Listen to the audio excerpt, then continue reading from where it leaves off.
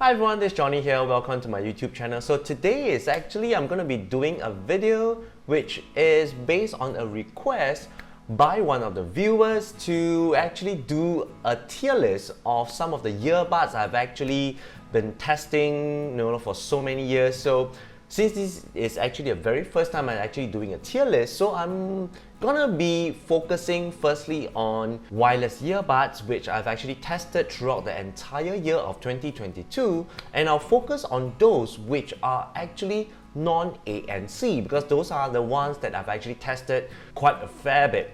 Alright, so you can see here at the bottom, I've actually a couple of earbuds which I've actually tested throughout the entire year of 2022. There's about 2, 4, 6, 8, then 12 of them, and I've actually ranked them from, as you can see here, there are 5 tiers. So S is actually the best, and at the bottom, which is green color, is only buy if you only want a pair of very basic wireless earbuds. So the first one I have here is actually the Basis Bowie E2. I would say this is kinda above average, considering that it has full app support from Basis. The music is pretty okay.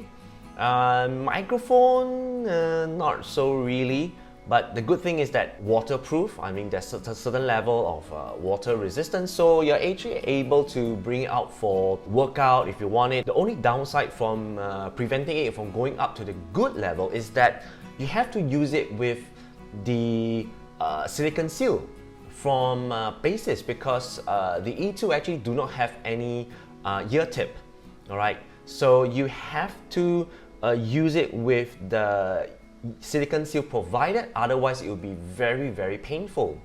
Now the next one, W12, this one I think I'll put it as this one. Alright, under no, not under usable, I'll put it as above average. And again, it has very similar feature with the E2. The only thing that is preventing it from going up to good is that the sound quality is just average, so I put it as above average. Right, the next one, Basis W3. So this one I'll put it as usable. I think it'll be a bit more critical. I'll put it as buy only if you want a pair of very basic wireless earbuds. Now, why do I put the W3 at this particular tier, even though it's actually very popular? Firstly, the battery life is very poor. Secondly, it has no support from the Basis app. Thirdly, the microphone is unusable. Alright, so you should only get this if you want a pair of very basic wireless earbuds. You don't mind it has poor microphone, it has very short battery life, the music quality is so-so, and on top of that, you want a pair of wireless earbuds which has like the Apple AirPods Pro look and feel. The next one is actually Bowie WM02. This one I'll put it at good. The reason is because it checks a lot of boxes. The reason why it's not being at the S tier, at the very top tier, is that the sound quality is not very good.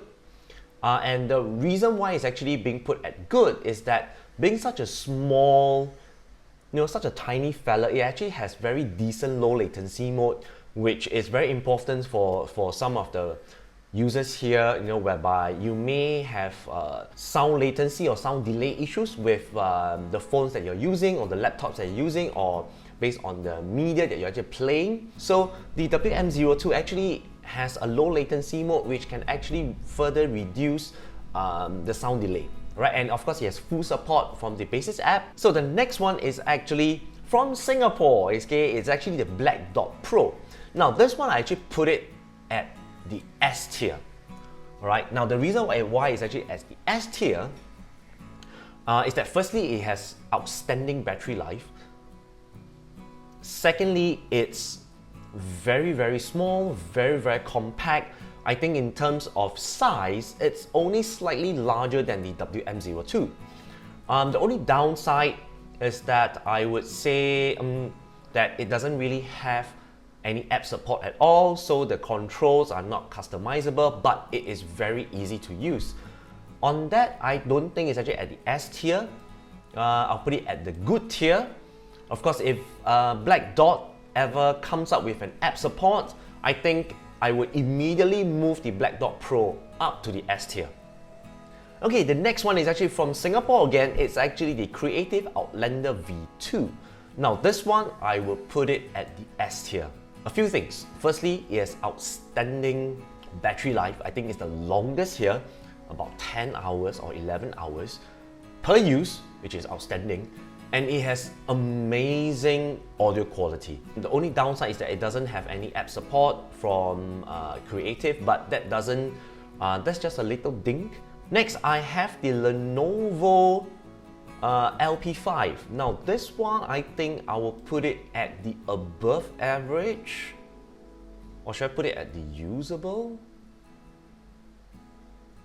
Okay, I'll put it at the usable first. Firstly, it's because despite the LP5 actually have very good bass, very decent audio quality, but and very usable microphone. The downside is actually the battery life. I think it's about only 3 to 4 hours per use. For me, I think in today's context, about 3 to 4 hours per usage is actually pretty usable, but not above average. That's the reason why I put the LP5 at the usable segment. Mowi T3. I think this one I will put it as usable.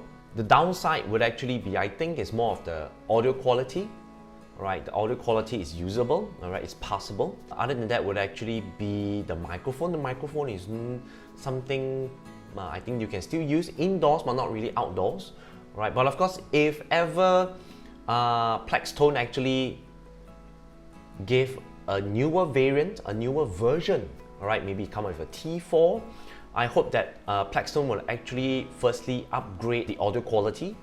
And secondly would be the microphone, because it's actually it's actually supposed to be a gaming earbud. So a lot of times I think gamers would have in-game communication with their teammates. Okay, moving on would be the M-Power M Beats S. Now this one I put it at above average. Should I put it at above average or good? I think I'll put it at good for a few reasons. Firstly, the only earbud here whereby it actually has a control, a separate touch command to mute the microphone. Alright, you can manually mute it and unmute it, alright, without even going on. Alright, so it actually operates from the earbuds itself, which is I think the only one among all these 12. Besides that, I think the only downside from allowing it to go up to superb would be firstly the lack of app support from M-Power, and of course it has to greatly improve its audio quality to go up to the S tier, to be at the same level as the Creative Outlander Air V2. Right, the next one would actually be from Redmi, is the Buds 3 Lite. I would say this one is actually at the good level. Firstly, it's very small, but the audio quality is surprisingly good. Finally, of course, it's the only earbud which actually has a removable earwing. So for those of you who wants to go for more vigorous workout, you can actually consider the Redmi Buds 3 Lite. You know, when you're going for workout, you can put on the removable earwing. If you're not doing anything, you can just remove it. Now the next one is actually this particular sleeping wireless earbud, which I actually had an issue with the connection. So this one I will put it at here. All right, or maybe usable. I'm not too sure. I'm quite tight between these two. Alright. Okay, I'll put it here. Right, buy only if you want a pair of very basic wireless earbuds. So this sleeping wireless earbud, as the name it says, is actually for users who actually want to wear wireless earbuds to sleep, or you want to put it under your helmet, you want to enjoy some music. But unfortunately, I put it at the lowest is because for my particular set, I was having a Bluetooth connection issue. Right, it kept having intermittent disconnection, and command issues whereby the music would just stop automatically by itself, even though I wasn't even touching it at all. Okay, so I'll put it here because my set was having this issue. I can't really say about the other sets. Now the last one is actually from, this is called Siltino, alright? It is actually the F17. Now this one I would say is good, considering that it has very good water resistance. I think it's about IPX7. It has very good battery life. The reason why I can't put it into the S tier is that the sound quality is not really as good as the Outlander V2, but it's still very good. Okay, in its class, that's why I put it there. Also, it's for those of you who actually want to have that AirPods Pro look. Very easy to operate as well.